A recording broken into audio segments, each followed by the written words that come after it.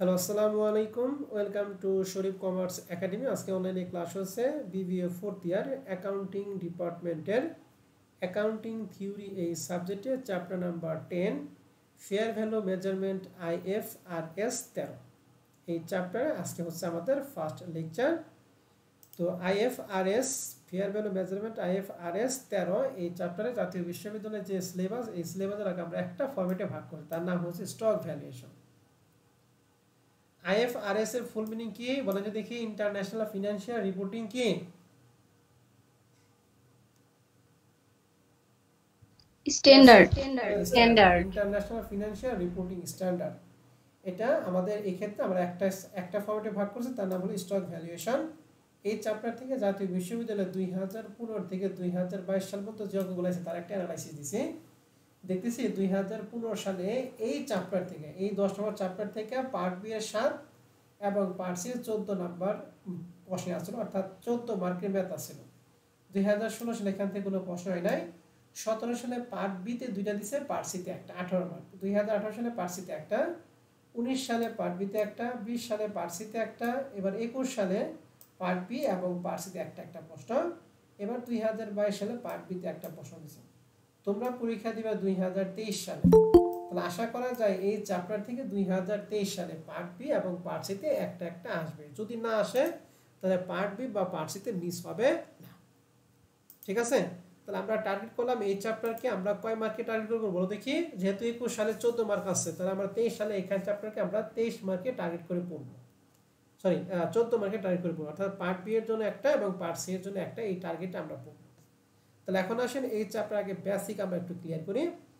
Stock ভ্যালুয়েশনের মূল্য নির্ণয় করার জন্য, মানে শেয়ারের মূল্য নির্ণয় করার জন্য দুইটা পদ্ধতি আছে। একটা হলো কনস্ট্যান্ট গ্রোথ রেট, আর একটা হচ্ছে ভ্যারিয়েবল গ্রোথ রেট। একটা কনস্ট্যান্ট আর এটা কি ভ্যারিয়েবল। এখন কনস্ট্যান্ট গ্রোথ রেট কি আর ভ্যারিয়েবল গ্রোথ রেট কি? এখন প্রথম হলো গ্রোথ রেট কি। গ্রোথ মানে বৃদ্ধি, বৃদ্ধির হার। বৃদ্ধির হার যখন প্রশ্নে একটা থাকবে অথবা বৃদ্ধির হার থাকবেই না, সেটাকে বলবো হচ্ছে আমরা কনস্ট্যান্ট গ্রোথ রেট। আর যখন প্রশ্নে একাধিক গ্রোথ রেট থাকবে, একাধিক মানে কি একের অধিক, 2টা 3টা 4টা 5টা 10টা জামাতে থাকবে, অর্থাৎ একের অধিক থাকলে সেটা কি ভ্যারিয়েবল গ্রোথ রেট। তাহলে বলেন তো দেখি কনস্ট্যান্ট এবং ভ্যারিয়েবল দুইটার পার্থক্য আমি কি বললাম?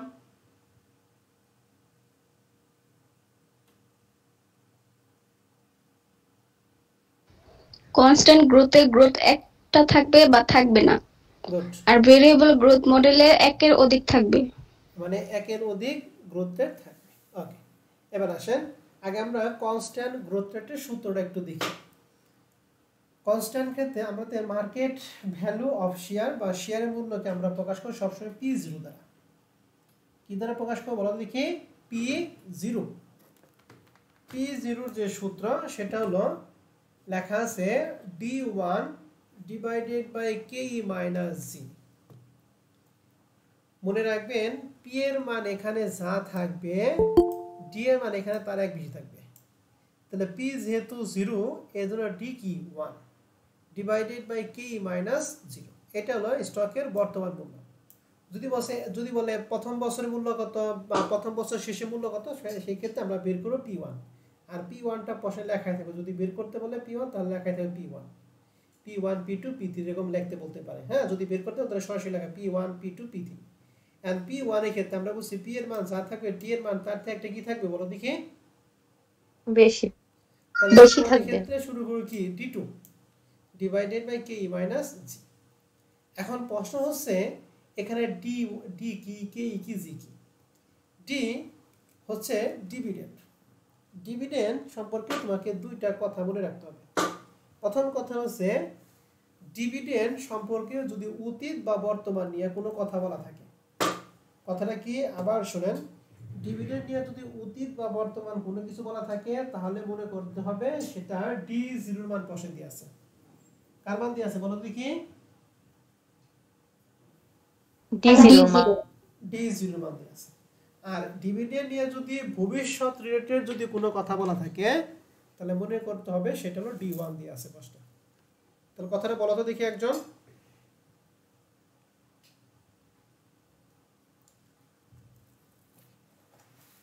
D1 এবং D0 কেমনে চিনবো?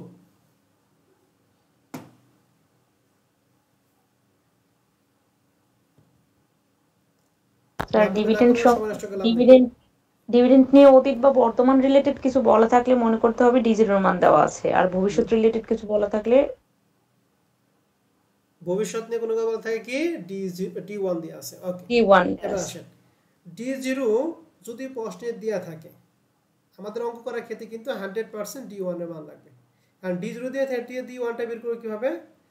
D0 থেকে D1 বের করার সূত্র লিখে দিছি, D1 সমান সমান D0 * 1 + G। যার মান বের করব এখানে D তার ঠিক আগেরটা, তাহলে D2 এর মানের ক্ষেত্রে কি আসবে? D1। তাহলে বলতো D3 সূত্রটা কি হবে যদি প্রশ্নে লাগে? D1 * 1 + G। অন্যজন বলেন তো দেখি, D3 সূত্র কি হবে? D2 * 1 + G। Good, D2 * 1 + G।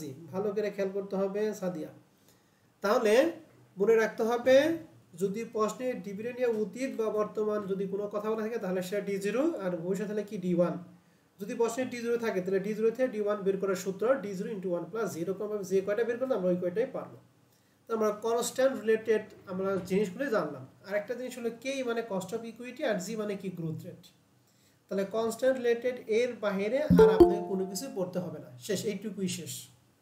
আমরা ভ্যারিয়েবলটা একটু পরে পড়বো, আগে কনস্ট্যান্টের ক্ষেত্রে আমরা দুই একটা অঙ্ক একটু দেখি আমাদের আছে কিনা। তোমাদের ম্যাক্সিমামটা হচ্ছে ভ্যারিয়েবল অঙ্কগুলি বেশি আসে। হ্যাঁ,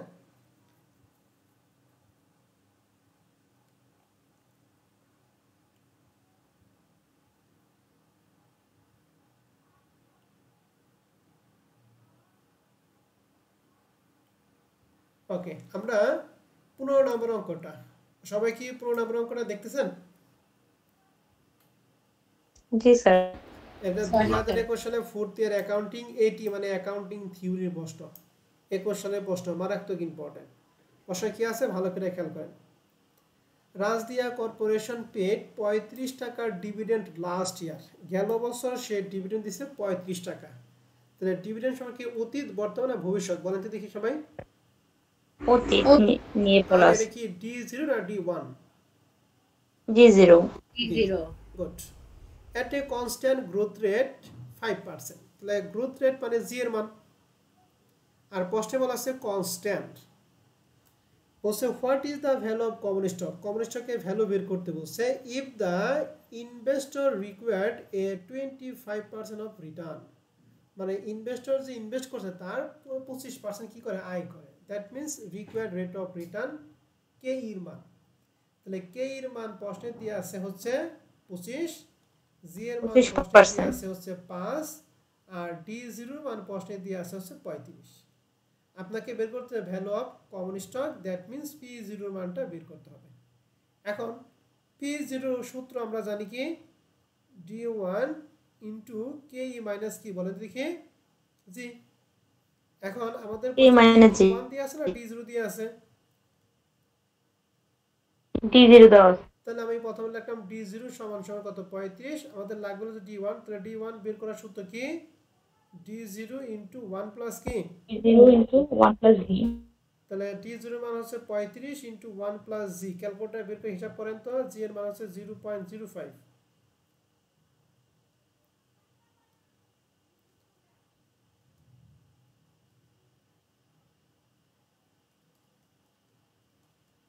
না ক্যালকুলেটর আই নাই?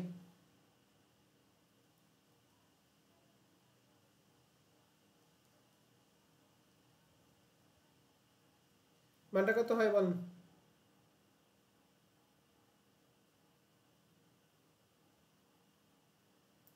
সবটি জমি 36.75।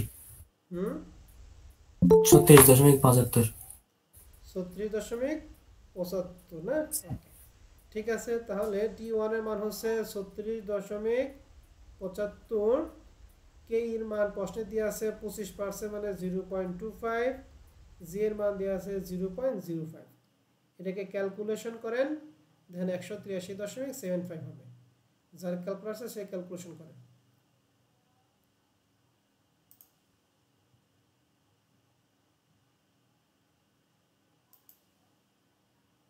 জি স্যার হইছে। তাহলে এই হচ্ছে কনস্ট্যান্ট গ্রোথ রেটের অঙ্ক। এটা কি পারবো তাহলে আমরা? জি জি এবার স্যার। আসেন আমরা আরেকটা অঙ্ক একটু দেখাই আপনাদের কনস্ট্যান্টের ক্ষেত্রে। এই যে এইগুলা হচ্ছে ফার্স্ট ইয়ার অঙ্ক। হ্যাঁ, আমি একটা দেখাই।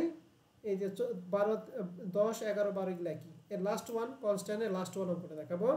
10 নম্বর অঙ্কটা লেখা আছে Walton limited most recent annual dividend 10.80 টাকা পার শেয়ার। মোস্ট রিসেন্ট মানে অতি সম্প্রতি সময় ডিভিডেন্ড দিছে শেয়ার প্রতি 10.80 টাকা। তাহলে এটা কি ডিভিডেন্ড অতীত বর্তমানে ভবিষ্যৎ বলেন তো দেখি? বর্তমান বর্তমান। তাহলে D0 D1? D1 হ্যাঁ, D1 কে বলতো আর থাপ্পাও D0 অতীত বা বর্তমান থাকলে D0 আর ভবিষ্যৎ থাকলে D1।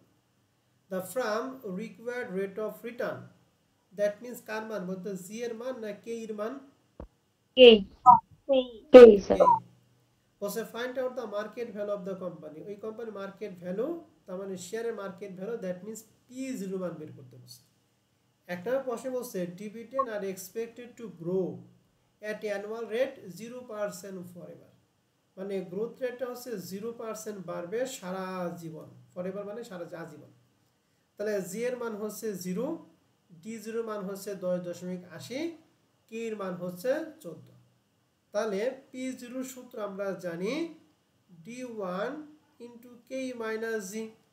তাহলে আমাদের প্রশ্নে কি D1 দিয়ে আছে না D0 দিয়ে আছে? D0 দেওয়া আছে। তাহলে আমরা লিখলাম হিয়ার D0 সমান সমান 10.80, D1 আমরা বের করব। তাহলে D1 এর সূত্র কি D0 ইন্টু 1 প্লাস জি। তাহলে D0 এর মান হচ্ছে 10.80 ইন্টু জি এর মান কয় পার্সেন্ট বলেন দেখি? 0%। তার মানে 10 কত 80 হলো। কে এর মান প্রশ্নে দেয়া আছে কয় পার্সেন্ট? 14% মানে 0.14 আর জি এর মান হচ্ছে কত? 0। তাহলে এখানে যদি মান বসাই D1 হচ্ছে 10.80, কে হচ্ছে 0.14, জি এর মান হচ্ছে 0। মানটা কত হয় ধ্যান তো?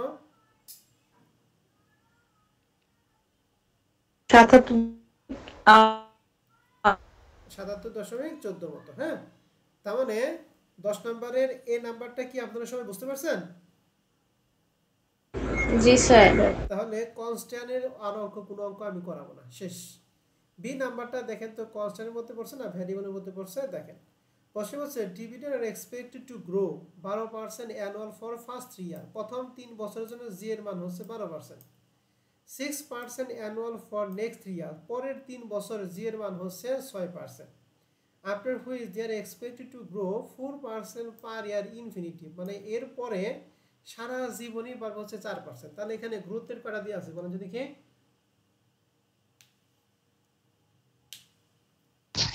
3টা। 3টা। তাহলে এটা কি কনস্ট্যান্টের মধ্যে পড়ছে না ভ্যারিয়েবলের মধ্যে পড়ছে?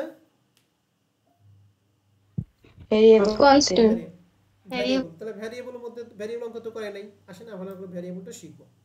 তাহলে কনস্ট্যান্ট কিন্তু মাথায় থেকে আমরা ফালে দিলাম। হ্যাঁ, কনস্ট্যান্ট শেষ। এখন আসেন ভ্যারিয়েবল গ্রোথ রেট মডেলে কিন্তু আমাদের অঙ্ক সমাধান এই যে 3টা ধাপ ফলো করতে হবে। এই যেখানে লিখেছি যে 3টা, এই 3টা। তাহলে আমি আবার বলতেছি ভ্যারিয়েবল গ্রোথ রেট মডেলে অঙ্ক সমাধানের জন্য কয়টা ধাপ বলেন যদি? কি 3টা ধাপ। লেখা আছে অঙ্কটি যত বছরে থাকবে তার থেকে 1 বছরে বেশি ডি এর মান বের করব। তাহলে অঙ্ক যদি 5 বছর থাকে তাহলে ডি কটা বের করব বলেন যদি? কি 6টা। শব্দ দিছে মিট করো 6টা। D1 থেকে শুরু করে D6 পর্যন্ত বের করব। তাহলে প্রথম কথাটা কি অঙ্কটা যত বছরে থাকবে তার থেকে 1 বছর কার মান? ডি এর মান। ডি এর মান। আমি আরেকবার কথা বলতেছি, যার ওখানে শব্দ দিছে সে এখন কথা বলা দরকার নাই, মিউট করে রাখেন। হ্যাঁ, ক্লাস থেকে বের করে দিলে কিন্তু আজকে ক্লাসে জয়েন করতে পারবেন না। ধাপ 2 বলছে অঙ্কটা যত বছরে ঠিক ওই বছরের জন্য পি এর মান বের করব। অর্থাৎ অঙ্ক যদি 5 বছরে হয় তাহলে পি কত বের করব বলে যদি? কি 5 বছর। পি 5 বছর বছর। না, পি যে বছর অঙ্ক ওই বছর জন্য পি এর মান। তার মানে অঙ্ক যদি 5 বছর হয় তাহলে পি কোনটা বের করব? P5 বের করব। P1 2 3 4 5 না কিন্তু যে বছরের অঙ্ক ঠিক ওই বছরের জন্য পি এর মান। তার মানে অঙ্ক যদি 7 বছর থাকে তাহলে পি কত বের করব? 7 P7 P1 2 3 4 5 6 7 না কিন্তু শুধুমাত্র P7। আবার শুনেন, ধাপ 1 এ অঙ্কটা যত বছর থাকবে তার থেকে এক বছর বেশি ডি এর মান। কথার মানে অঙ্ক যদি 5 বছর থাকে তাহলে ডি বের করব 6টা, D1 থেকে শুরু করে D6 পর্যন্ত। আর দ্বিতীয় ধাপে অঙ্ক যত বছর থাকবে ঠিক ওই বছরের জন্য পি এর মান। অর্থাৎ অঙ্ক যদি 5 বছর থাকে তাহলে ডি কত বের করব, পি কত বের করব বলো দেখি? শুধুমাত্র P5, 5 P1 2 3 4 5 না কিন্তু, ওকে। এবং সর্বশেষ বলছে P0 সূত্র অ্যাপ্লাই করতে হবে, যার সূত্রগুলো এই যে ভ্যারিয়েবলের মধ্যে দেয়া আছে। P0 সূত্র হচ্ছে D1 ডিভাইডেড 1 প্লাস k পাওয়ার 1 plus D2 divided 1 plus k পাওয়ার 2। এরকম করে কত পর্যন্ত আগাবো? অঙ্কটা যত বছরে থাকবে ঠিক অত বছরই আমরা আগাবো। ঠিক আছে? তাহলে ভ্যারিয়েবল ক্ষেত্রে অঙ্ক করার জন্য আমাদের স্টেপ কয়টা বলেন তো দেখি? 3টা তিনটা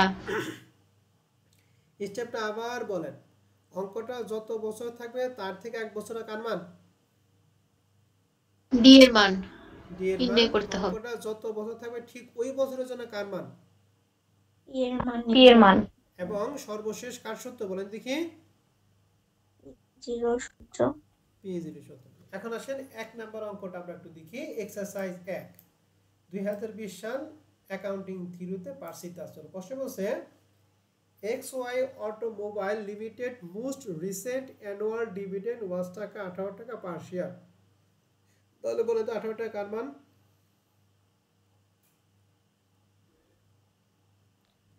ডি এর মান স্যার কার মান? D0 D0 The firm D0 required rate of return 12%. Required rate of return that means কার মান?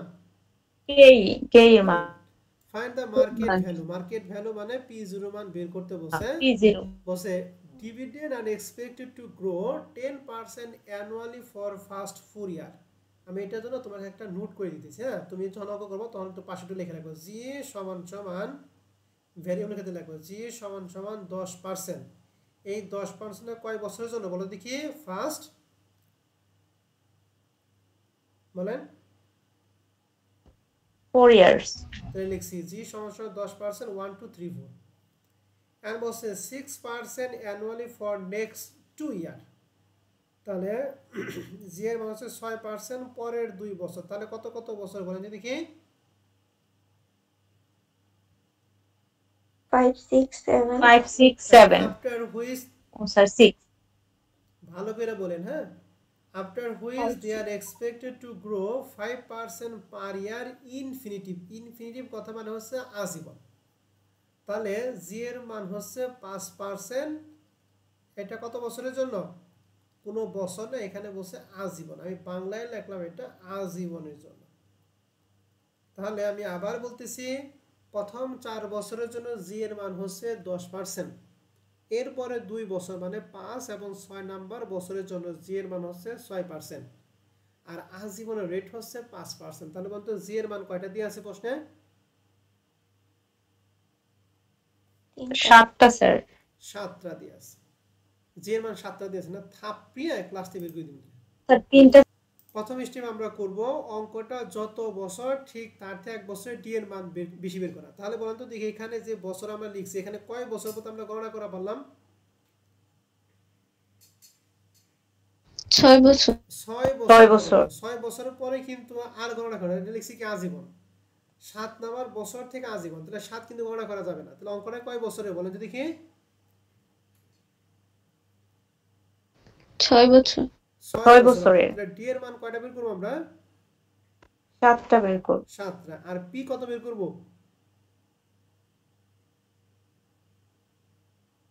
কি একটাই বের করব যেই বছরে চাইছে পি কত বের করব? কত বের করব তাই বলছি। P6 6 স্যার সর্বশেষ কি P0 বের করব। তাহলে এখন আসেন আমরা তাহলে অঙ্কটা একটু দেখি। তাহলে সবাই কি সলিউশন পিডিএফটা কি দেখতেছেন?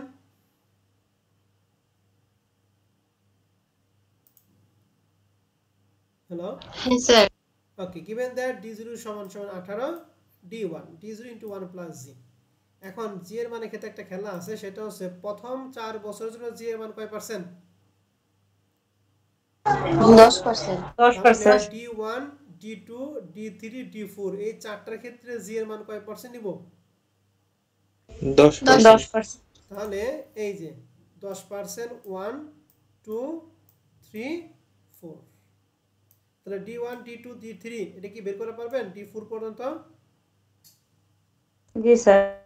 ওকে, এরপরে 5 এবং 6 নাম্বার এই দুই বছরের জি এর মান কয় পার্সেন্ট? 6%। তাহলে D5 এই দেখেন D5 এর ক্ষেত্রে জি এর মান 0.06, D6 এর ক্ষেত্রে 0.06। বুঝতে পারছি D5 এবং D6? জি স্যার। এবার আমি কিন্তু এই যে এই 10 এবং 5 দুইটাই কিন্তু ওভার হয়ে গেছে। ওকে, তাহলে দুইটাই কিন্তু শেষ। এখন আমাদের জি এর মান কত রয়েছে বলেন দেখি? 5%। 5%। এখন থেকে এই যে 5 নম্বর বছরের পরে থেকে যেখানে জি এর মান লাগবে সেখানে হচ্ছে 5% আজীবন রেটটা।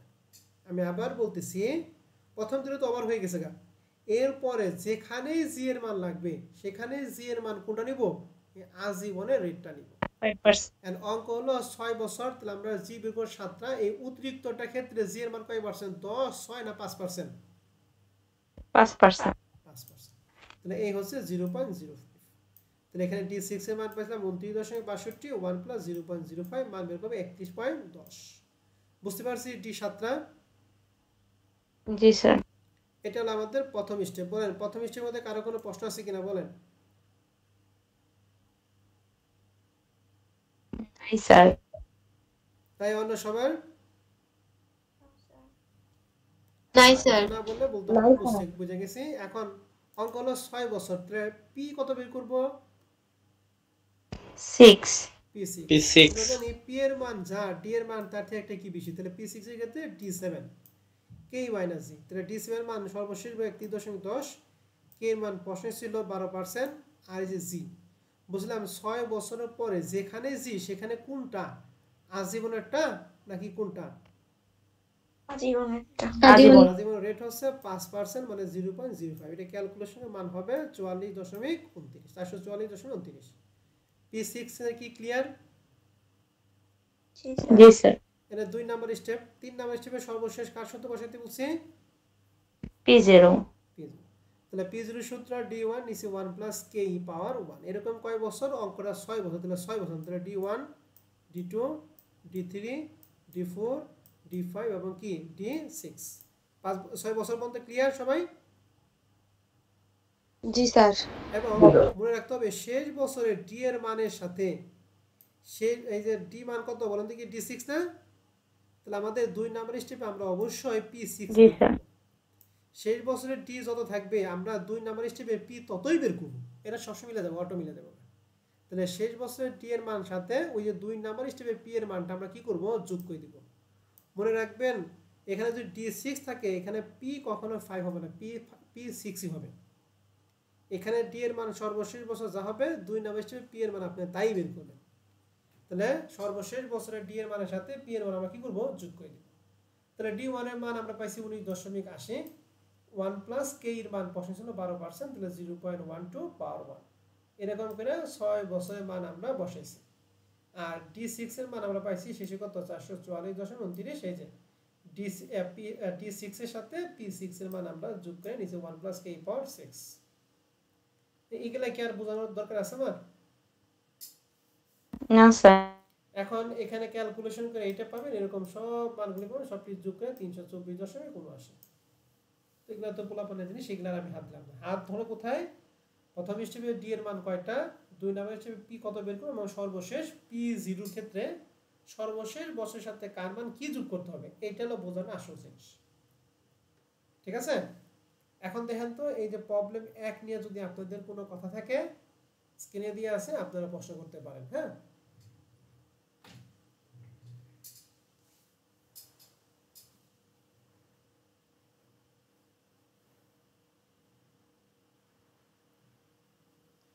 নাই স্যার। ওকে, প্রশ্ন থাকলে অবশ্যই প্রশ্ন করতে হবে। প্রশ্ন যেহেতু নাই, কথা নাই মানে প্রশ্ন নাই। এক্সারসাইজ 2 এখন আমার দায়িত্ব, আমি বলে জাস্ট প্রশ্নগুলি পড়ে দেব আর এক্সারসাইজগুলো তোমরা বাসায় ট্রাই করবা। তাহলে এই যে 2 নাম্বার প্রশ্ন 2019 সালে অ্যাকাউন্টিং থিওরিতে ছিল, প্রশ্নে বলছে অমুক company limited currently pay annual dividend 18 টাকা পার শেয়ার। কারেন্টলি মানে কি D0 না D1? একবার বলেন তো দেখি। D0 D0 কারেন্টলি এবং প্রিভিয়াস দুইটার ক্ষেত্রে D0, আর ভবিষ্যৎ থাকলে D1। The required rate of return, required rate of return মানে 12% দিয়ে আছে, নাকি জি এর মান না কে এর মান? Estimated value of the common stock, common stock এর ভ্যালু, দ্যাট মিন্স P0 মান বের করতে বলছে। Under assumption that the expected grow annual rate 5% for each of the next 3 year. তাহলে জি এর মান হচ্ছে 5 বছর, 5% কয় বছরের জন্য বলেন দেখি? 3 বছরে। তাহলে 1, 2 এবং 3 এই 3 বছর D1, D2, D3 ক্ষেত্রে জি এর মান কয় percent? 5%। Followed by a constant growth rate 4% for year 4 to infinity. বলছে 4 বছর থেকে আজীবন। তাহলে আজীবনের বছর কি আপনি গণনা করতে পারবেন? না স্যার। তাহলে 4%টা কিসে বেড়ে গেছে বলো দেখি? আজীবনের মধ্যে বেড়ে গেছে না। তাহলে জি এর মান 5%, এটা প্রথম 3 বছরের জন্য, তারপরে জি এর মান 4% যেটা আজীবন। তাহলে অঙ্কটা কয় বছরে বলেন তো? 4 বছর না 3 বছর? 3 বছরের। 3 বছর। 3 বছরে। 4 বছর অঙ্ক, 4 বছর না কিন্তু। হ্যাঁ, তাহলে অঙ্ক 3 বছর। তাহলে ডি কয়টা বের করব বলেন দেখি? 4টা। 4টা। D1, D2, D3 ক্ষেত্রে জি এর মান কয় পার্সেন্ট? 5%। আর D4 এর ক্ষেত্রে জি এর মান 4%। 4%। P4 বের করব না P3 বের করব? P3। P3 ক্ষেত্রে বের করব। হচ্ছে D4 divided K minus J। জি মানে কয় পার্সেন্ট? 5% না 4%? 4%। 4%। আর সর্বশেষ P0 পারবো? P0 বের করা? এরপর তো অঙ্কটা স্যার, তাহলে সর্বশেষ D3 এর সাথে কি যোগ করব? P কত যোগ করব? P3। গুড। P3 তিন নম্বর অঙ্কটা দেখেন। কারেন্টলি ডিভিডেন্ড 2 টাকা পার শেয়ার, কার মান? D0। D0। ওকে, D0। গ্রোথ রেট ফার্স্ট 4 ইয়ার 6%। তাহলে জি এর মান 6% প্রথম 4 বছর। তাহলে 1, 2, 3 এবং 4। বলছে নেক্সট 3 ইয়ার 10%। তাহলে জি এর মান 10% হবে তার পরবর্তী 3। তাহলে কত কত বছর বলেন দেখি? 5, 6, 7। 5, 5, 6, 6 এবং 7। 7। এন্ড বলছে পারপিচুয়াল গ্রোথ রেট, পারপিচুয়াল মানে আজীবনের রেট হচ্ছে 7%। তাহলে জি এর মান হচ্ছে 7%, এটা হচ্ছে আজীবন। ঠিক আছে? এন্ড ডিসকাউন্ট রেট মানে required rate of return, that means K এর মান দিয়ে আছে। তাহলে বলতে এই অঙ্কে জি এর মান কয়টা? 3টা। তার মানে ভ্যারিয়েবল। আর ভ্যারিয়েবল ক্ষেত্রে 3টা ধাপ। প্রথম ধাপে হচ্ছে অঙ্কটা যে কয় বছর তার থেকে 1 বছর ডি এর মান বেশি। অঙ্কটা কয় বছরে? 7 বছরে। তাহলে ডি কয়টা বের করব? 8টা। বুঝছেন? জি স্যার। আর কিছু বলতে হবে? না। ওকে, 4 নাম্বার অঙ্কটা একটু ব্যতিক্রম, সবাই একটু ভালো করে খেয়াল করব। কি লেখা আছে? SB company has a book value per share 140 টাকা। এটা কিন্তু বুক ভ্যালু মানে হচ্ছে ফেস ভ্যালু, অর্থাৎ একটা শেয়ারের মূল্য দেয়া আছে, নট শেয়ার প্রতি আয়, নট শেয়ার প্রতি ডিভিডেন্ড। এটা অনেকে মনে করে এটা D0 মান, তা কিন্তু না। এটা একটা শেয়ারের বুক ভ্যালু দেয়া আছে। ইট রিটার্ন অন ইকুইটি 15%। অর্থাৎ এই যে একটা শেয়ারের দাম যে 140 টাকা আছে, এর উপর তারা 15% কি করে? আয় করে। তাহলে 15% আয় করে 140 টাকা 15%। তাহলে 140 টাকা 15% যেটা হবে সেটা হচ্ছে শেয়ার প্রতি আয়। তাহলে শেয়ার প্রতি আয় ইংলিশে আমরা কি জানি? ডিপিএস না ইপিএস বলেন তো দেখি? EPS ইপিএস মানে আর্নিং পার শেয়ার, অর্থাৎ শেয়ার প্রতি আয়। তাহলে আমরা লিখছি আর্নিং পার শেয়ার সমান 140 * 15% সমান 21 টাকা। ইপিএসটা কি বুঝছেন? জি স্যার। জি স্যার। এবার আসেন, বলছে and it follow a policy if retaining 60% of it earning। কথা বলছে যে তার আয়ের 60% সে রিটেন মানে জমা করে রাখে, তাহলে 60% জমা করে রাখে, তাহলে সে কত পার্সেন্ট ডিভিডেন্ড দিছে শেয়ার হোল্ডারদের? 40%। 40%। কথা কি বুঝছেন না বুঝেন নাই? 60% সে জমা করে রাখে, তাহলে 40% ডিভিডেন্ড দিছে, তাহলে ডিভিডেন্ড বের করব হচ্ছে যে D1 সমান সমান শেয়ার প্রতি হলো 21 টাকা, আর 21 টাকা কত পার্সেন্ট সে ডিভিডেন্ড দিছে? 40%। তাহলে কত হয় 8.40 টাকা। D1টা কি বুঝছেন সবাই?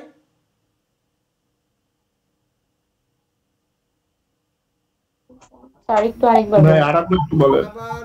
আবার বলতেছি খেয়াল করেন, আমি আরেকবার 10 বার বলবো, কোনো সমস্যা নেই। প্রথম ফেজ ভ্যালু দিয়ে 140 টাকা, এর উপর 15% তারা আয় করে, তাহলে 140 এর 15% 21 টাকা হলো শেয়ার প্রতি আয়। এন্ড প্রশ্ন বলছে তারা যে এই যে আয় করলো, এই যে 21 টাকা আয় করছে, এই আয়ের বলছে ইফ রিটেইনিং 60% অফ কি আর্নিং, অর্থাৎ এই যে আয় যে করছে 21 টাকা, 21 টাকার 60% তারা রিটেন মানে জমা করে রাখছে, তাহলে জমা করে যদি 40% রাখে, তাহলে ডিভিডেন্ড দিছে কয় পার্সেন্ট? 40%। তাহলে যেটা ডিভিডেন্ড দেয় সেটা D1, তাহলে D1 21 এর 40% 8 কত 40 টাকা। এন্ড জমা করে রাখছে কত পার্সেন্ট বলো তো দেখি?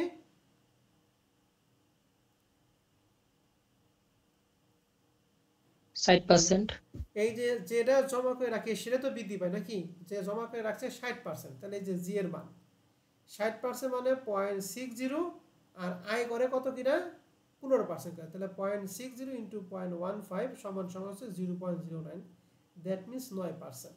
তার মানে এই যে 60% জমা করে রাখছিল সেটা বৃদ্ধি পাবে বাৎসরিক 9%, অর্থাৎ 100 টাকায় 9 টাকা বৃদ্ধি পাবে। তার মানে জি এর মান হচ্ছে 0.09, D1 এর মান হচ্ছে 8.40। প্রশ্ন করছে if the required rate of return, তাহলে required rate of return that means হচ্ছে কে এর মান দিয়ে আছে 17%, তাহলে কে 17%, D1 8.40, জি এর মান হচ্ছে 0.09। প্রশ্ন করছে what should be the present value of share, that means P0 মান বের করতে হবে। তাহলে আমরা বলতে এই অঙ্কে আমাদের গ্রোথ রেট কয়টা দিয়ে আছে?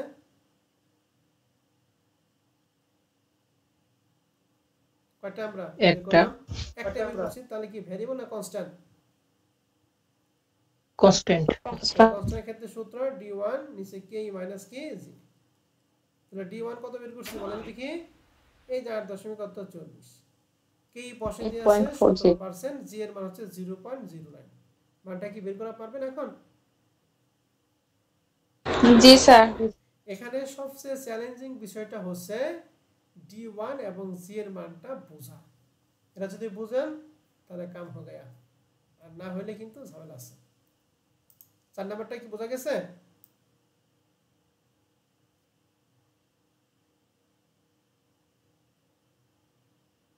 জি স্যার। ওকে, 5 নাম্বারটা আসে। প্রশ্ন বলা আছে যে XYZ লিমিটেড প্রেজেন্টলি পে এ ডিভিডেন্ড 4 টাকা পার share on it common share, তাহলে প্রেজেন্টলি বলছেন D1 না D0 বলেন? D0।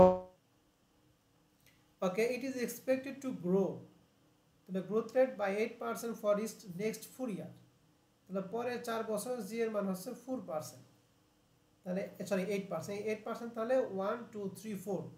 এই যে ভালো রেখে দেন the market price of the share, আমাদের এখানে কিন্তু যে প্রেজেন্ট প্রাইস মার্কেট প্রাইস মানে শেয়ারের প্রতি মূল্য মানে P0, তারপর the market price of the share is expected to 60 টাকা at the end of 4 year, মানে 4 বছর শেষে মার্কেট প্রাইস 60 টাকা, তাহলে আজকের বর্তমান মূল্যটা আমরা প্রকাশ করি P0, 4 বছর পরে মূল্য কি P0 হবে না P4 হবে?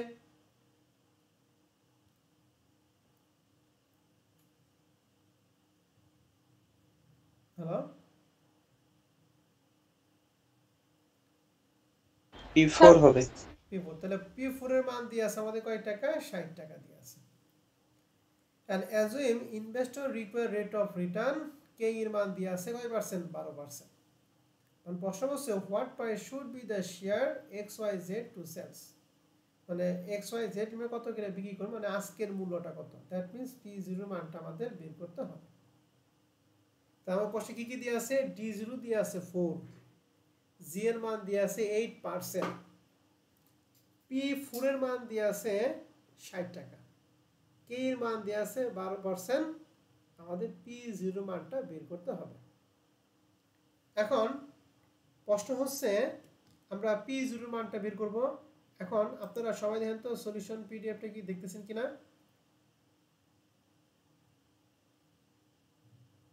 জি স্যার দেখা যায়। তাহলে কত নম্বর অঙ্ক এটা? 5 নম্বর। অঙ্কটা কয় বছরে ছিল বলেন তো দেখি। 4 বছর শেষে মান দিয়ে আছে, তোমার অঙ্কটা কয় বছরের?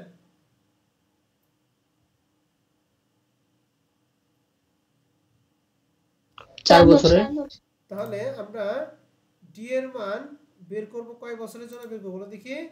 4 বছরের জন্য আমরা বের করব D1 D2 D3 D4। আর এই 4 বছরের জন্য জি এর মান কিন্তু একটাই ছিল, কয় পার্সেন্ট ছিল? 8% ছিল। এজন্য 8% 8% দিয়ে আমরা 4টা বের করছি। তাহলে D1 থেকে D4 পর্যন্ত আমরা সবাই ক্লিয়ার? জি স্যার। আমাদের P4 এর মানটা সরাসরি প্রশ্নে ছিল। আমরা কিন্তু এই P4টা বের করতাম, যেহেতু 4 বছর আমরা P4 বের করতাম। তো P4 বের করার সূত্রটা কি থাকতো তখন সেই ক্ষেত্রে? P4 এর সূত্রটা কি হইতো?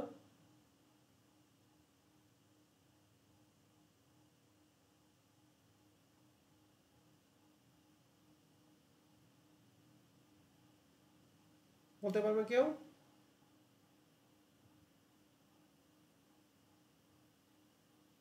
D3 divided by KE minus G।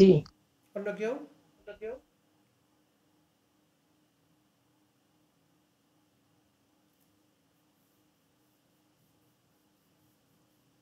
এনে যেটি আছে সবটি কাদা, এই কাদার সবটি পিটানে কাম দেয় না ভাই এখানে D4 বের করার জন্য এর মান তার থেকে একটা বেশি। তাহলে D5 ভাই D5 বের করা তো কষ্ট না। তাহলে এই যে সূত্রফলে যে মানটা ওই মানটা আমাদের প্রশ্নে 60 টাকা দেয়া আছে। আমাদের বের করতে বলছে P0। তাহলে P0 এর যে সূত্রফলে আপনি কি P0 বের করা পারবেন না পারবেন না বলেন? ও স্যার। মন দিয়ে খেয়াল করতে হবে, হ্যাঁ, উল্টা পাল্টা বলে ধরে অ্যানসার করতে হবে। 6 নাম্বারটা আসেন, এটি আমার বোঝানো সর্বশেষ অঙ্ক। এরপর যেগুলো আছে এগুলো আগের মতো, এগুলো আমি পড়াবো না। 6 নাম্বারটা লেখা আছে in 1 year 100 share of common stock will be worth টাকা 14,000 টাকা। প্রশ্ন করছে যে 100 শেয়ারের মূল্য দেওয়া আছে প্রশ্নে 14,000 টাকা। এটা কিন্তু মূল্য, নট ডিভিডেন্ড। ঠিক আছে? তাহলে মূল্য মানে কি বলেন দেখি? 1 বছরের মূল্য, মূল্য মানে তো পি নাকি প্রাইস। এখন বর্তমান মূল্যকে আমরা প্রকাশ করি P0, আর 1 বছরের পরে মূল্যকে আমরা কি দ্বারা প্রকাশ করি? P1। 2 বছরের পরে মূল্যকে কি দ্বারা প্রকাশ করি? P2। তাহলে আমাদের বলছে in 1 year 100 share of common share will be worth টাকা 14,000। তাহলে 14,000 টাকা কি P0 এর মান নাকি P1 এর মান?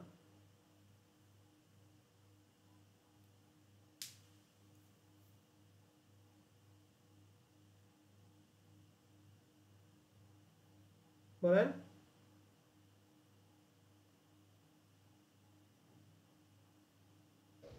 P1 P1 এর মান। P0 During sir. the year the holder of the share will receive dividend 1000 টাকা। মানে ডিভিডেন্ড রিসিভ করছে, উইল রিসিভ, এই যে শেয়ার উইল রিসিভ মানে অতীত বর্তমান ও ভবিষ্যতে ইন্ডিকেট করছে। বলেন তো দেখি। ভবিষ্যৎ। তার মানে এই 1000 হচ্ছে সরাসরি D1 এর মান, যেটা ভবিষ্যৎ বললাম। Investment is this kind of stock require rate of return. Require rate of return মানে কে এর মান দিয়ে আছে। তো প্রশ্নে কি আছে? 1 বছর পরে মূল্যকে আমরা P1 দ্বারা প্রকাশ করি। D1 দিয়ে আছে 1000, কে দিয়ে আছে 20%। প্রশ্নে বলছে what is the intensive value. Intensive value যে কথা P0 একই কথা, 100 শেয়ার। 100 শেয়ারের ইন্টেন্সিভ ভ্যালু বের করতে হবে। তাহলে P0 বের করতে হবে। এখন P0 সূত্র আমরা কি জানি বলো দেখি। D1 divided KE minus G. ওটা তো আপনি কনস্ট্যান্টের ক্ষেত্রে বলেন ম্যাডাম।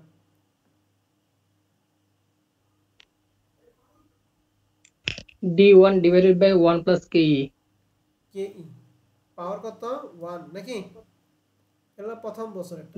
এখন আমরা জানি আমরা জানি এটা তো 1 বছরই, এই অঙ্ক তো 1 বছরই কিন্তু আছে। আমরা জানি শেষ বছরের সাথে পি এর মান কি করতে হয় বলো দেখি? যোগ করতে হয়। হ্যাঁ, এই তো অঙ্কটা 1 বছরই, তাহলে এই একই হলো শেষ বছর, তাহলে D1 এর সাথে P1 আমরা কি করব বলো দেখি? যোগ করবো। তাহলে আমাদের সূত্র কি? P0 সমান সমান D1 plus P1 divide 1 plus K পাওয়ার K1। D1 এর মানটা প্রশ্নে দিয়ে আছে কত বলো দেখি? 1000। P1 এর মান দিয়ে আছে কত? 14000। 1 প্লাস K এর মান দিয়ে আছে 0.20 পাওয়ার হচ্ছে 1। ক্যালকুলেশন কত, মানটা কত হয়?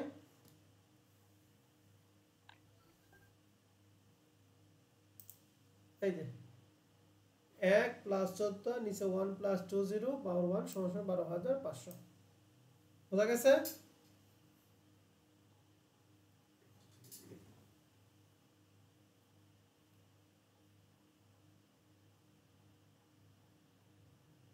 সবাই কি বুঝছেন? জি স্যার।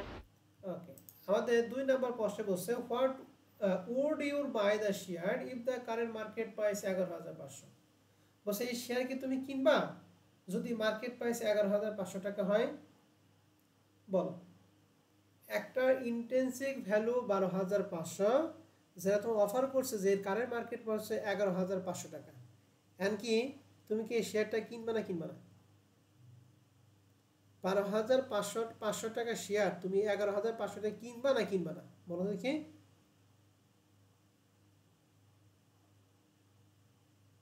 কিনবো স্যার। কেন কিনবা? কারণ কিনলে তোমার লাভ হবে, তাই তো?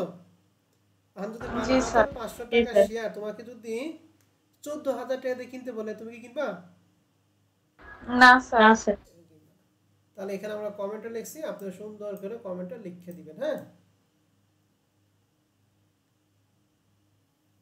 বুঝতে পারছি 6 নাম্বারটা? তাহলে জি স্যার।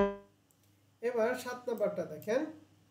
এই যে 5 টাকা dividend declare, BD limited dividend declare করছে 5 টাকা। ডিভিডেন্ড ডিক্লেয়ার করে কি এখন ডিক্লেয়ার করে, বর্তমানে ডিক্লেয়ার করে, ভবিষ্যতের জন্য ডিক্লেয়ার করে না। হ্যাঁ, তাহলে ডিক্লেয়ার এর ডিভিডেন্ড 5 টাকা পার শেয়ার। তাহলে D0 মান দিয়ে আছে প্রশ্নে 5 টাকা। G এর মান 20% for next 2 year and 10% there after মানে আজীবন। তাহলে G এর মান কয়টা দিয়ে আছে বলো দেখি? দুইটা। দুইটা স্যার। প্রথম G 20%, এটা হচ্ছে প্রথম বছর এবং দ্বিতীয় বছর, মানে 1 এবং 2 নম্বর বছরের জন্য। দ্বিতীয় G আছে 10%, এটা আজীবনের জন্য। ঠিক আছে? আর কে দিয়ে আছে কয় পার্সেন্ট? 12%। তোমাকে P0 মান বের করতে হবে। এখন বলতো P0 বের করে D এর মান কয়টা বের করব এই অঙ্কে?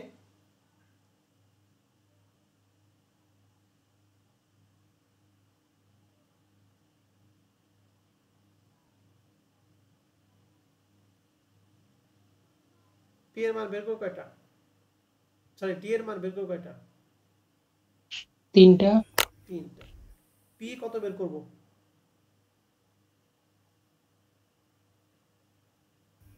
P2 ভাই। P2। 8 নম্বর প্রশ্নটা বলা আছে যে অ্যাপেক্স লিমিটেড কারেন্টলি পে এ ডিভিডেন্ড 5 টাকা পার share. Currently D0 D1? D0। বুঝি নাই? D0 sir. D0। এক নম্বর বলছে if the company plan to increase, এই যে ইনক্রিজ মানে বৃদ্ধি হয়, দ্যাট মিন্স জি এর মান সম্পর্কে ইন্ডিকেট করছে যে it dividend at the rate 10% a year, what will be the dividend per share in 5 year. 5 বছর পরে ডিভিডেন্ড পার শেয়ার কত হবে? তাহলে ডিভিডেন্ড পার শেয়ার মানে ডি এর মান 5 বছর পরে, তার মানে ডি কত বের করতে বলছে একটু বলেন তো দেখি?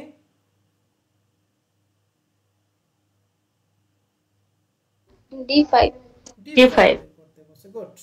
তাহলে D5 বের করার জন্য D0 দিয়ে আছে 5 আর জি এর মান দিয়ে আছে হচ্ছে 10%, মানে জি এর মান আছে 10%।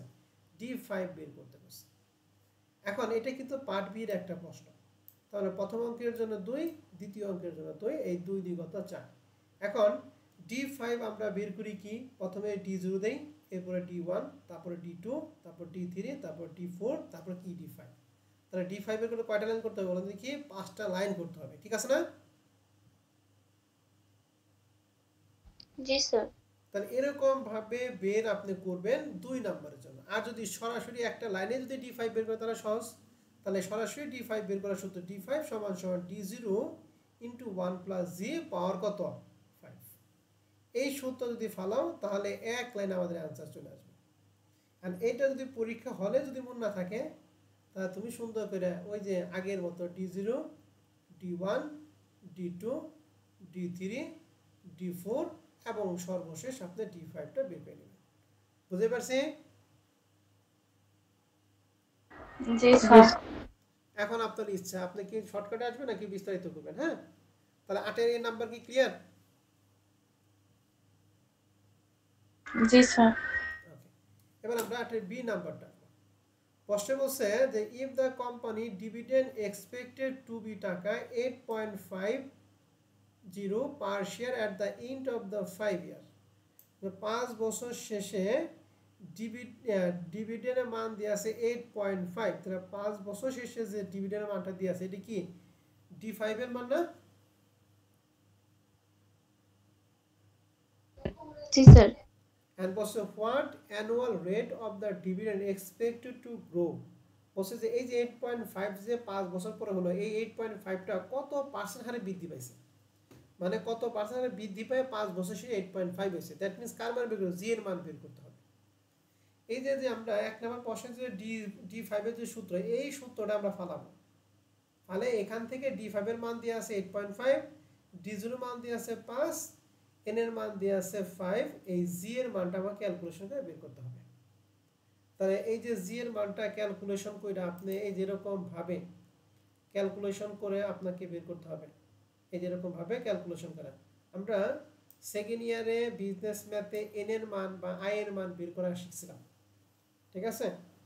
যদি না মনে আমি দেখিয়ে দিই। d5 এর মান দিয়ে আছে 8.5, d0 এর মান দিয়ে আছে 5 * 1 + g পাওয়ার 5, এই 5 এর সাথে গুণ আছে, এই পাশে কি ভাগ, তাহলে 8.5 এর সাথে 5 যদি গুণ করি হয় 1.70 আর 1 + g পাওয়ার 5।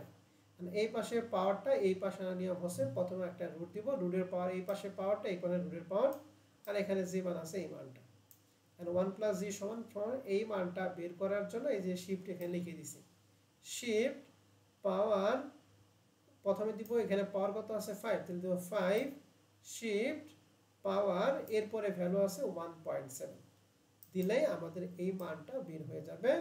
1টা প্লাস আছে এই পাশে মাইনাস, অতএব g সমান 0.11 আর g এর মান যেহেতু পার্সেন্ট থাকে এর জন্য আমরা 100 দ্বারা গুণ করে হয়েছে 11%। ঠিক আছে? জি স্যার।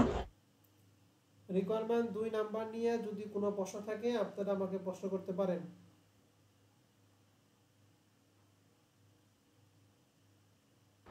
নাই স্যার।